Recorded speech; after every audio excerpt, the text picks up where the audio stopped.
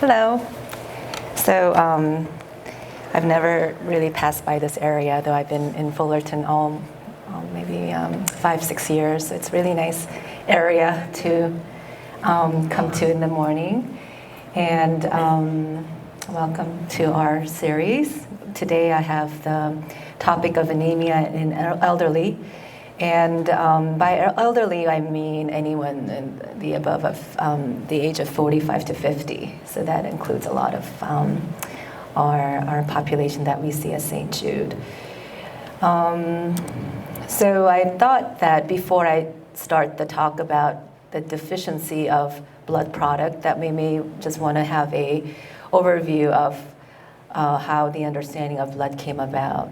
So I took history of medicine back at UCLA in my undergraduate studies, and some of this was pulled from those paperwork that I had before. So one of the thoughts that we had by looking at some of these artifacts was that perhaps back in ancient Greek period, there were some drawings and mentioning of certain physicians who would take a look at men and women who appeared to be sick. And one of the drawings that I found had a small nick on the person's veins or artery, hopefully vein, and the person who's sitting is presumed to be a physician, and there's something going on with the knife. So when we trace back some of these ideas, the time 1100 BC was the time when we believe that in ancient Greece, some ideas about the blood came about, which is amazing. And back when we were looking at some documents, there was a mention of hema, which before the word blood, I suppose, they knew that this had something to do with life of a person. So it seems that it's a first reference to some sort of a circulation that we have going on in our body, and they were starting to notice that there is a difference in the way that the blood appeared. So some were dark and some were more red, and so they were starting to notice that. And amazingly, they also were starting to notice that the blood came from somewhere, and we believe that bone marrow was started to be linked to that. And even a speculation has been made that in cases where the person did not seem to have enough blood, perhaps they understood that transfusion is one of the ways to save life. And so looking into that from 1100 BC, we now move to 450 BC and onward with Hippocrates and some mentioning that this blood that seems to do some benefit is now getting warmed and perhaps cooled in lungs, and through the heart we have that pumping. So they're starting to notice that link. And in 130 to 200 AD, there's some documentation that there's not only big veins but small blood circulation through the capillaries. And now they have documentation that dark blood is now vein that perhaps could have come from liver. So that's not entirely accurate, but they're starting to link that. And that red blood is coming from the heart. And a mentioning of this product that possibly would have been linked to inhaled air for it to now give some breath to life. So that's the understanding of the blood and what was known to men back then. Now with some historical pictures and arts, we have obvious ways that these physicians are utilizing the blood as part of their medical training. So now we see in Egypt, and this is, I think, an art from the Renaissance period that shows a man sitting with his thigh gashed open, and there's blood coming out getting collected down in the basin, and there are people all around trying to understand why this blood is coming out and what to do about this condition, perhaps. So as we're thinking about our condition today, anemia, losing blood seems to paradoxically be linked to actual treatment for these diseases that they could not figure out. And so now we're looking for a reason why someone now has low blood. And this condition, anemia, is just a very broad understanding of how our own red cells that carry oxygen is there, but is decreased in number. And so we not like to characterize what is that decrease. It could be variable from a person to person, and I'll go into details on that. As far as how long a person had an anemia condition is very important. And so as a hematologist, I'll be trying to look for not only today's blood, but historically, have you been anemic for how long? That's very important. And in my mind, I try to think, was this a condition due to not having enough blood made in the first place? Or has there been a bleeding? And so, like the pictures that we showed before, if you have enough blood but now it's lost, that's a condition that's made now into an anemic condition. And even if the blood was made properly, and if you have not been losing blood, there are conditions where you can actually still have anemia, and that's through having some conditions that are linked to a process that destroys the blood, or possibly just sequesters it. So that's 3 ideas that I think about when I see a patient who has anemia. So we'll try to sort of have some idea, and now I try to do some blood tests to see what may be the cause. So specifically in anemia of elderly, we as hematologists note that anemia may not be a disease. In fact, it is very much a part of living. We're looking at just the red cell today, but there are changes also occurring and possibly in your white blood cells and platelets. And so coming to a hematologist, you might be worried that your number may be a few points below, but in our thoughts, and specifically for anemia, it's actually okay to have some anemia, because that could be a part of just aging. And for that reason, a lot of your primary care physicians, PCPs, may have just been following it all along, and you might have not been even told that you were anemic, even if your numbers were slightly below the normal. And it's only when you become symptomatic, or if there's a trend that's decreasing, that your primary may now prompt hematology workup. We talked about the bottom part, but briefly, there's more technology and advent of medicine that now allows us to find blood loss. So there's these stool occult blood testing that you can actually send in your stool for a sample to see if you have a blood loss. There is several medications that are now out in market, including blood thinners that may actually be now causing more bleeding. And now with some changes of diet due to wanting to become more fit, you may inadvertently become nutritionally deficient. And most of the patients who I see will tell me that they do not feel differently, and that they feel like they're normal.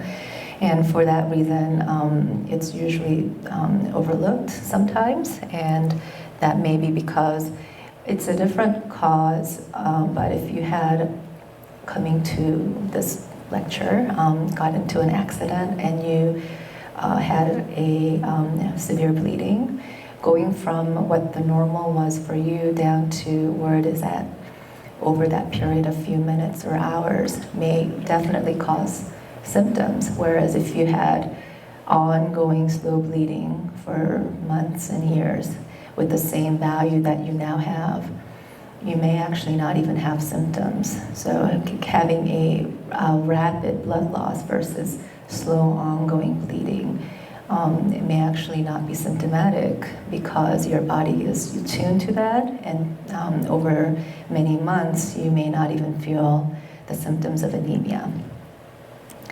So the number that we like to just keep in mind, and this is just an arbitrary number, is 13. Hemoglobin of 13 would be lower than 13 would be quantified as an anemic condition, and women less than 12. And a lot of studies were done before to understand what is normal in several different populations. And so just as an example, if you went to Africa or communities where a lot of African Americans may reside, this number may actually be normal for them. And there's more prevalence of a condition of anemia just based on the number compared to Caucasian versus African American. And normal value for certain medically afflicted populations may actually be much lower. So if you have a dialysis patient who is diabetic, who has venous peripheral vascular issues, who has been on blood thinner, achieving 13 would be actually very high. And for that reason, we try to think about all the other conditions when we do the workup. Some of the symptoms that I have noticed in my patients are mostly fatigue and weakness. Some will say that they get more sleepy during the time when they used to be awake and doing their activities of daily living. If you are doing some exertional activity, you might notice shortness of breath or pressure and irregular heart rates. If this was ongoing in a colder environment, you might notice that your hands are much more colder, or you're having more numbness over the feet. And your family members or your friends might say, you seem very pale, or your eyes might look very pale. And so what we see is that because of the oxygen that needs to be delivered to these vital organs, starting from brain, down onto the heart, your muscles, your GI system, that the patients will start to have these symptoms. And you may not have all of them, and you may not even have any, but these are just the typical symptoms to watch out for if you did have them, to mention to your primary care physician, and they can do further testing. The ones that are worrisome, and it might be tiny on your screen, but are in red, are the severe anemia conditions that I'll be seeing in the emergency department when they call, hemoglobin of 3 or 4. These patients are usually coming in after having had a fainting episode. Someone found them on a bathroom floor after taking a hot shower, and obviously the chest pain. So when you think about some of the risks that you might have, you might want to think about the chronic conditions that your doctors are following you for. So the number one chronic condition that I always think about is diabetes, because it affects so many of your organs. Even if your hemoglobin A1C and your sugar levels are okay, this is a chronic condition that can actually cause lots of issues.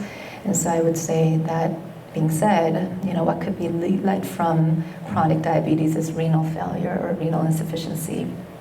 And why the kidneys are so important is because it's an organ that releases I'll call it a hormone, that prompts your blood to be made. It's a very important organ to sense when your body is anemic, and it will send out this signal for the bone marrow to be made with the product that it secretes out. And so if you have a kidney failure, a a lot of the kidney specialists may actually recognize that and give you erythropoietin, which is that molecule that you need that the kidney failure patients may not secrete out. So that goes in hand with your anemic condition. And cancer patients have predisposition for anemia because the cancer like colon or GI system cancers can lead to bleeding. And having a cancer can release a lot of inflammatory response from our body. And I'll show you the picture later.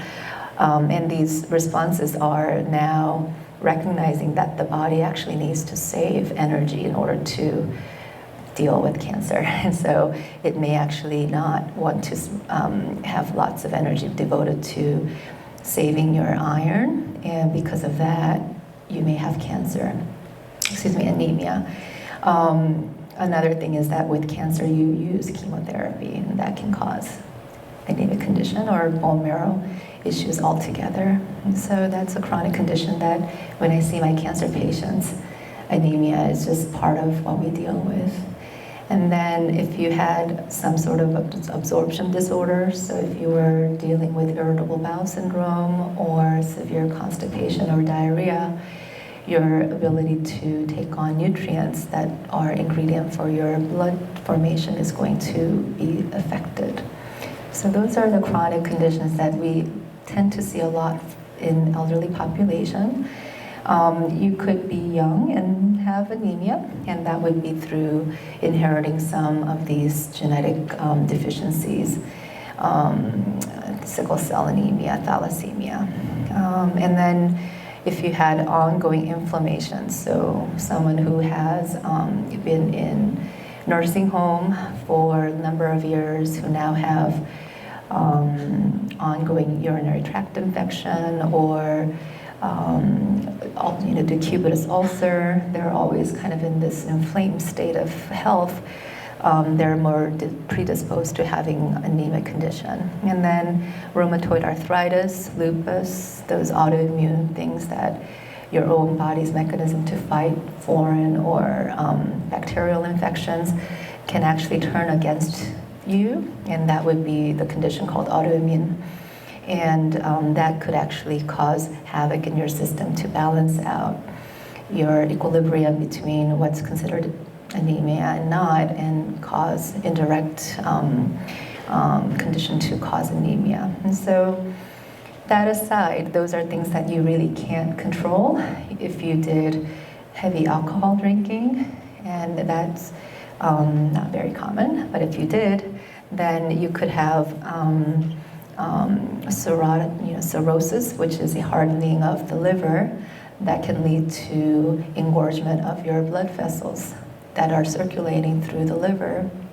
And when the vessels are engorged, it can actually rupture, and that could lead to anemic condition. Or other veins that are going into the liver that links other organs like spleen can get enlarged, and the big spleen or body areas that have those conditions can actually lead to sequestration of your blood cells that are made properly, and that can lead to lesser red cells that are flowing through your venous and arterial system. So staying away from alcohol would be very important if you had anemia. Also, if you are a veteran and had some toxic chemical exposures, or you are a factory worker and happen to have some bone marrows that are now becoming more ill due to changes that are ongoing, we may see that. And certain medications, I'm just going to leave it very broad, but things like aspirin or blood clot medicines, or even heart atrial fibrillation, irregular heart rates, those are conditions that your primary or cardiologist might be giving you blood thinner. And if you had predisposition to possible bleeding and you're on those medications, that can inadvertently cause bleeding intermittently. And then dietary changes that you might have as you age. So you may no longer want to really eat a lot of meat products, or you're not eating variable or vegetables that are rich in vitamin B12 and folate, that might lead to anemia down the road. So this hemoglobin that I keep referring, the value to, is actually a protein that is inside the blood, and the little circular round molecule that's within the red structure is actually that protein that binds the oxygen. And so these proteins are readily available to bind the oxygen in your lung, and it then will carry these oxygen molecules and release it at the time when they are near the heart, the brain, your muscle. And so having enough hemoglobin molecule that are ready to accept the oxygen will be very important. And there are some genetic problems with patients who unfortunately do not have intact molecule that predispose them to become anemic. Very simple diagram to illustrate what are the products that have a lot of iron. And even in your orange juice and bread product, now we see fortified with iron. And so we recognize that having a variety of vegetables, especially green leafy vegetables, are very important. And I did not realize, but raisins have a lot of iron. So for you to change your diet all of a sudden to incorporate those things are very difficult. But if you enjoy eating legumes, dried fruits, maybe in the form of granola bar or cereal, perhaps Raisin Bran might be a good option rather than Fruit Loops or something. And then obviously meats and seafood, fish, they're all very good simply because it has the muscle that has these heme product that another animal had. So then you're now ingesting the iron through that. Interestingly, if you are taking iron, even supplemental iron, but your doctor keeps telling you that your iron is low, there might be something that you're doing to yourself that doesn't allow the iron to be ingested properly. And that's when you may be taking the iron tablet along with antacid. So if you were chronically having acid reflux and you just take Tums all the time, or Pepcid or Prilosec or these anti-acid medications, if you took that along with your iron is not going to be absorbed, because iron needs acidic environment for it to be effectively absorbed. And so when you see hematologist, we'll go over your medications. And of course, you got to rule out bleeding and other conditions that may have also depleted your iron, but we might go back and say, maybe you were taking your iron incorrectly. And we may even give you vitamin C to take along with your iron to overcome that. And so we realized that if you take vitamin C combined with iron, that it actually allows the binding of iron in the stomach much better. So taking a glass of orange juice or something acidic, or doing empty stomach, taking the iron would be one of the strategies to employ. So that was one product, iron. Now another thing that I usually check is whether or not the person has enough folic acid.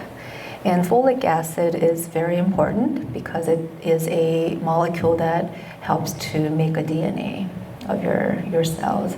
And if you did not have enough folic acid, you may not be able to make the DNA in a proper form. So I'm going off of the topic now, but if you had anemia due to folic acid, you actually start noticing that your blood cells are appearing much bigger. And that is different from the number that I alluded to before, where hemoglobin was below 12 or 13. The actual quantity was lower. Having folic acid deficiency will actually also cause those lower number of cells to become larger. And that's because the DNA that needs to be concentrated to form the end product of the molecule, blood, is not spun in a concentrated form. So now your blood may look much larger than it should be and is lower in number. So that's a very ominous thing that I look out for. And why do the folic acid deficiencies exist?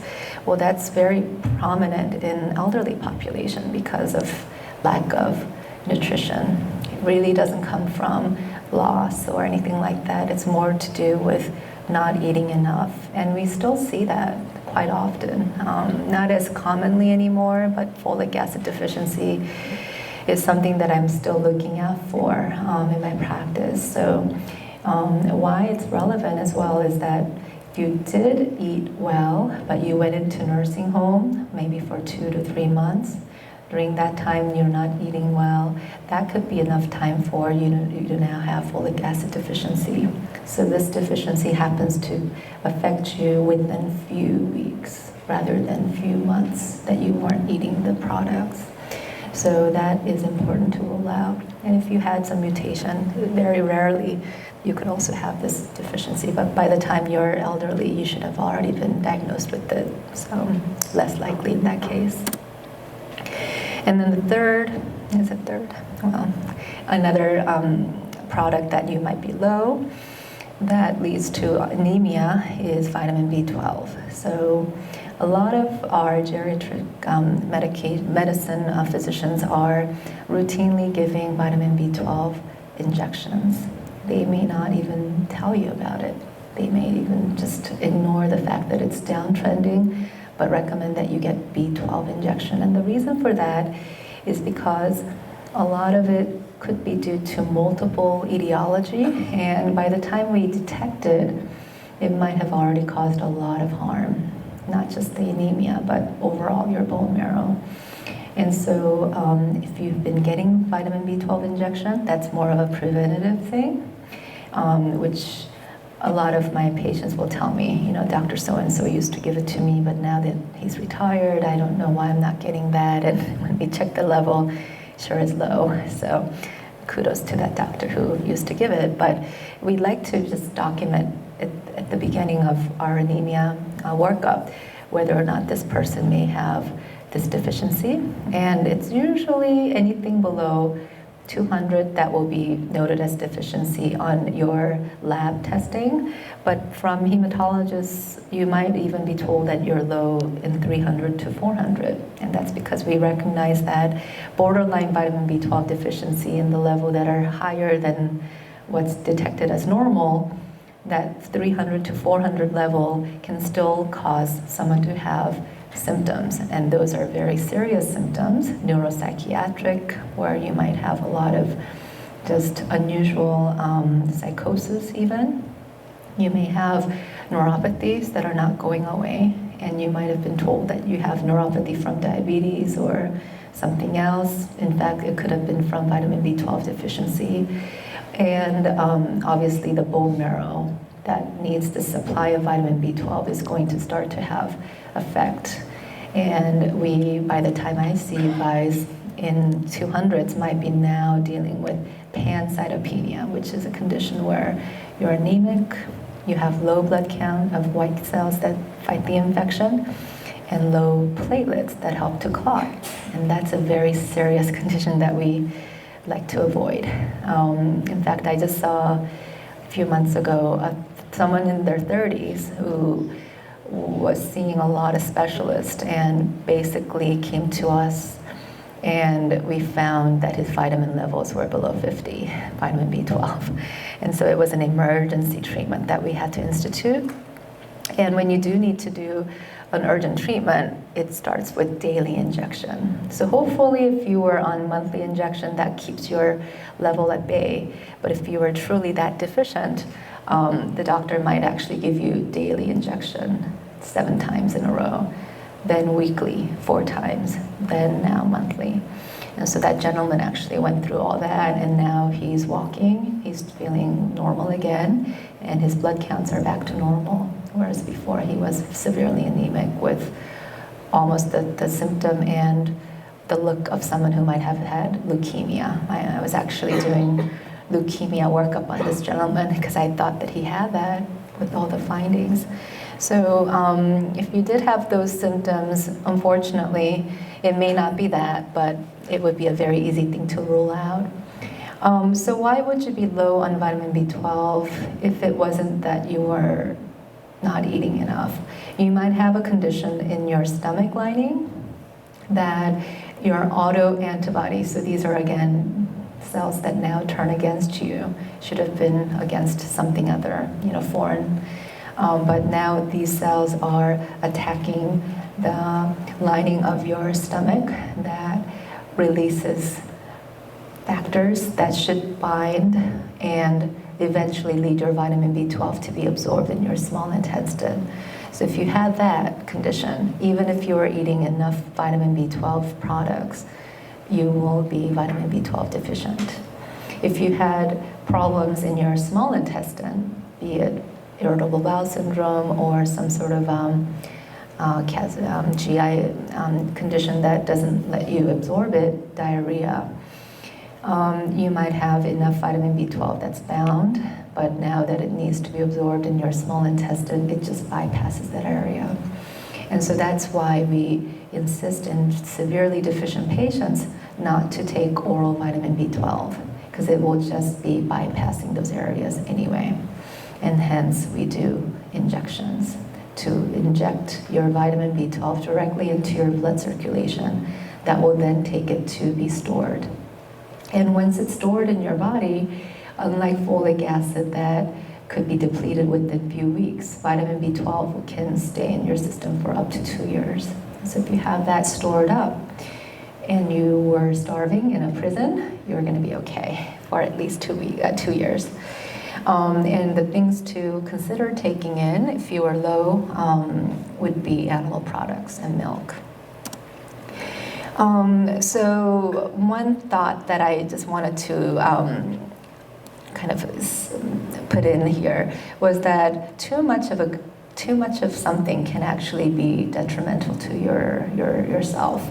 And this is a picture of one of the Greek physician who put out his hand to actually educate illiterate patients or population to avoid this fava bean. And why do they do that? In Mediterranean and in that sub-Saharan African area, there is a condition that you may inherit because of malarial infections that they had to evolve from. And if you carry this enzyme, and this actually affects male, women are just carriers, so you might have sons or your father who has this deficiency, but this is a molecule that protects the blood. And if you happen to have ongoing malarial infestation in your community, those patients who survived it actually carry this deficiency, and that's because it protects them.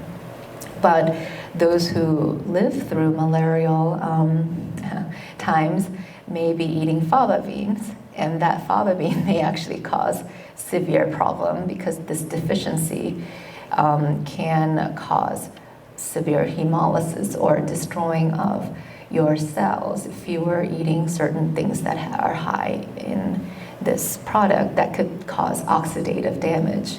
And so not that we eat a lot of this, but it becomes prevalent in Mediterranean regions or African, sub-Saharan African continents, that the patients may be now drinking wine and taking preventative medications for anti-malarial or even some antibiotics, and you can actually cause severe acute anemia without having ever been told that you are anemic, because this deficiency is unfortunately inherited. So when I see my patients and they tell me this timing of when they became anemic, then we have to think about, could this person now have this G6PD deficiency?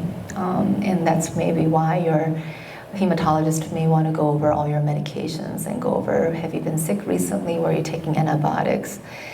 And this to us kind of is an example of personalized medicine. Way back in those times when they recognized this, they avoided Fava bean and actually patients did not become sick. So that was one of the examples of too much of something can actually harm you. So if you had all of those conditions that we talked about that are not relevant to you, you could still have anemia, and that's from body's inflammatory stimulus that causes one to deactivate absorption of your iron and bone marrow. And so you have these autoimmune infection cancer cells that unfortunately causes revving up of your monocytes and T cells. These are the important cells that fight conditions that are foreign to your body. And these cytokines, we call it, interferon alpha, and TNF, IL-1, IL-6, these are very important molecules that we are now recognizing as body's own mechanism to protect one by saving energy so that you're not excessively causing one to store iron when you should actually be fighting an infection, and that your bone marrow, so the thing that's on the left side, that's the kidney, and so the kidney again is putting out molecule erythropoietin to help the below organ, which is a bone marrow, to put out more red cells. So that's the usual mechanism of which the cells are made. Now, if you have the TNF-alpha and those cytokines inhibiting the kidney from putting out the signal for the bone marrow to make the red cell, that's wonderful. That causes the stored iron to not be released and not cause extra stress on your body to put out more red cells. Another thing is your liver actually will put out a lot of these other molecules that inhibits the iron from being released from your stored regions of your body. And so having this whole circle of regulation actually is a body's way to save your energy and hopefully help out the situation that you're dealing with. But indirectly, if this was an ongoing issue that you're dealing with because you have ongoing infections or cancer or autoimmune condition, then through this mechanism that's there to save your body from excessive energy use, you may now have anemia that you may be living with for the rest of your life due to condition that you can't get rid of, such as HIV/AIDS, kidney disease, rheumatoid arthritis, vascular collagen disease. And when I see my patient for the first time for anemia, they are taken aback, and I usually will have to warn them that I'm going to have to do a lot of blood tests, and they'll say, well, I'm anemic and you're taking out more blood, you see. But the problem with hematology is that we not only just look for easy solution like iron deficiency and the level that you are anemic, that's not what I'm looking for, right? I have to figure out all of these conditions that some of my patients don't even know about. And from doing detective workup, you may now have to do further testing and in fact be diagnosed with the condition that you may never have known. And so it's a little bit of a double-edged sword. I have to deal with anemia, but then I'm taking out some, and that becomes very confusing at times for my patients. So if you truly did have prior page that had those unfortunate conditions that you really can't deal with to reverse, then you have to now direct your attention to helping with the anemia that is a byproduct. And unfortunately, we may have patients who may need transfusion, and that's the last resort that we like to give, because giving transfusion to a person is not without any risks. You know, you can get transfusion-related reaction where your body may reject the blood.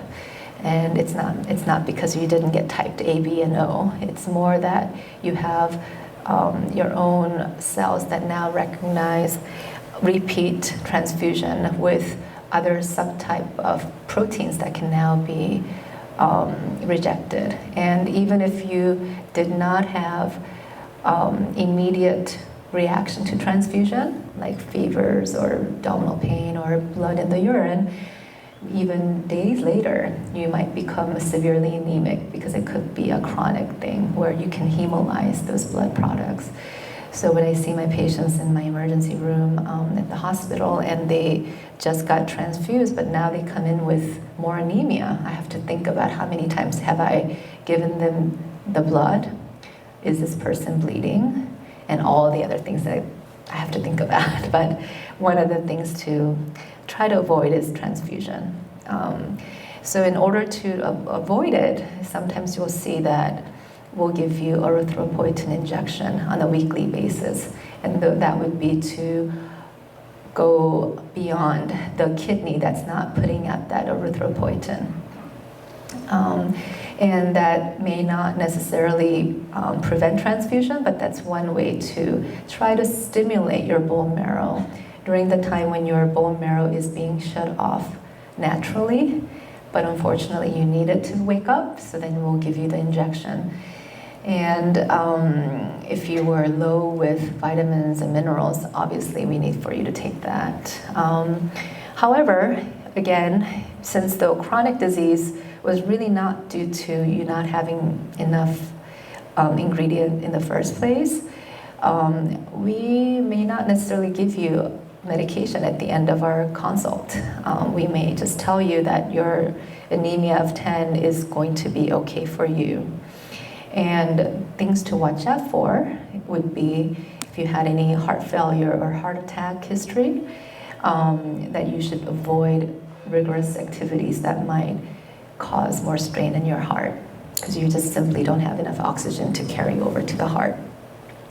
And to rule out in elderly population, small vessel that may intermittently bleed. So we're not talking about obvious blood that you see in your stool or darkening, but you may have AV malformation or small capillary bleeding that all of my patients who have it never sees any bleeding. But through the workup with GI doctor, you may want to go back and get to resolution or have a very close monitoring of that bleeding. And if you also had these other conditions on the right side, you know, gastritis or inflammation of your stomach, again, that may inhibit vital minerals and vitamins to be absorbed.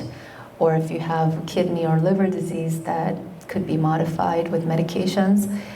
Some patients do also have low thyroid, and how does that cause anemia is due to suppressing the bone marrow activity. So hypothyroidism is a condition where you may feel very sluggish, cold, you don't have enough thyroid hormone to help you to have activity of daily living. Well, that can also cause bone marrow to be suppressed.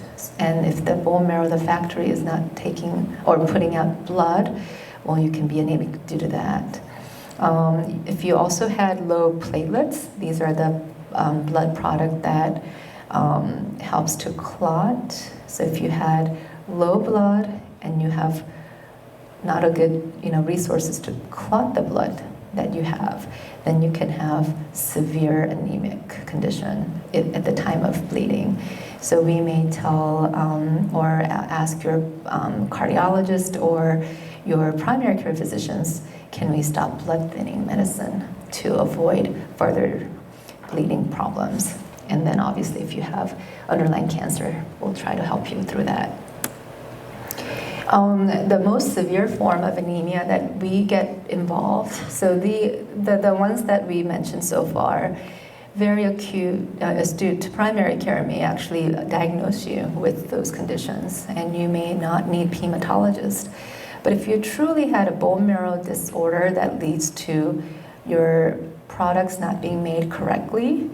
How do we diagnose it? It's through bone marrow biopsy, and it's a very not traumatic procedure. We actually do it in the office, and it's to take out a small tiny core out of your biggest bone of your body, which is the hip. And we would look at it under the microscope, and the picture that you see above are examples of the abnormal blood or bone marrow on the right side and the bottom. So the very solid-looking pinkish area represents the bone, and then the squishy thing in between on the top left side of the pictures, those are actually blood forming organ. And then you'll see those white spaces in between. Well, that's a normal fat that tends to increase with your age. So if you had pathologists who are looking at it under the microscope, giving us cellularity of how cellular the bone marrow appears, it's usually 100 minus your age. So someone who has been, who has had this bone marrow, who is 96, versus someone who is 50, their bone marrow is going to look much more cellular if they're 50. But the right-hand side of the upper picture, you can kind of recognize that you have the bone, the structure is there, but unfortunately the parts in between are all white, and that's to illustrate that you have a condition that is called aplastic anemia. And looking further into that area with the bottom picture, you can see that you have just about all the area that are just fat space, and just a tiny portion of the bone marrow actually shows some cellular structures. And so why would you have an aplastic anemia? It's when you had exposure to possibly radiation in the past, so prostate cancer patient who's had this radiation throughout, or chemotherapy that wipes out your cells. But it should actually bring it back, but unfortunately your cells are so damaged that they're no longer able to regenerate. Or if you are exposed to phenol or some of these toxic things that we used to use, or have parvovirus infection if you had HIV or immune deficiency, your bone marrow might actually now no longer put out these cells that should make the blood. So that's a very, very dangerous times when you find this. And the diagnosis is to do the bone marrow. Other things that we may be able to find from this is pre-leukemic condition. It's called myelodysplastic syndrome. So it's when your own bone marrow is no longer able to have normal-looking cells being made. And over time, it may actually cause these cells to become leukemic. And even if you have cells in there, they may be dysfunctional. And if you had other cells or malignant cells, so if you have breast cancer that's now spread to the bone, those cancer cells may actually lead to myelodysplastic anemia, where your good cells are not able to no longer occupying the bone marrow, and in fact are dying because of the presence of other things that are in there that shouldn't be in. So if you were hospitalized in the hospital, sorry for the typo, I may come by and try to rule an anemia due to conditions that we mentioned, or is this just a temporary thing due to infections, and those infections and even heart failure patients who just had valve replacement may have destroying of the perfectly normal cells that no longer are able to stay in your body because it's being destroyed and hemolyzed. And if it's one-time problem and we recognize the underlying infection causing this, we might treat you with transfusion. But if you were sent home from hospital to nursing home and no one really recognized that, and by the time you follow up with your primary care doctor in 2 months or 3 months, you may have now had enough time for tissue to be persistently hypoxic or low in oxygen to a point where you might have stroke, heart attack, silent diseases that you may not have recognized during those times. And it's more dangerous during those nursing home visits right after the hospitalization, because at that time you may not be moving around, you may be in bedbound state, and that's at the highest risk time when the body just may simply get used to you being very anemic. And by the time we see you, you may already have complications from those times. So in hospitalized patients, we take special note of that and try to see patients within 2 or 3 weeks to follow up to make sure. And so this is the last slide, just to talk about the fact that there's some ideas floating around. This was from 2 years ago or maybe more, where at Harvard they were trying to make a molecule that mimics the red cell in hemoglobin in an attempt to maybe infuse these molecules instead of blood product. And it's still in the process. It's almost like a prosthesis that takes on some of these important things over to your body. It hasn't yet materialized, but it is an important ongoing scientific discoveries that we're trying to have. And hopefully, by the time you see us in hematology, it's that we've had ongoing surveillance that chronic condition is unfortunately causing, rather than these acute problems that unfortunately requires urgent treatment like transfusion. So the question was, in a person who's not afflicted with anemia, should we take just multivitamins? And I think that's a very good way of preventing potential anemic condition.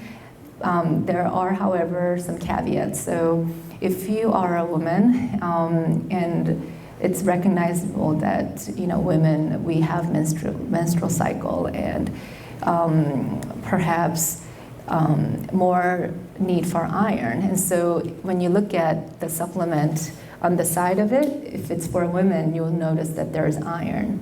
For men, there isn't. So if you are otherwise healthy, but you're looking for that mineral in the multivitamin, thinking that you're getting iron, supplement for men will usually not have it. So one of the ways that we sometimes will help you when you can't take iron or any of these supplements is recommend that you take women's vitamin that's in the form of gummies or Flintstone or whatever for kids that actually does have iron in it.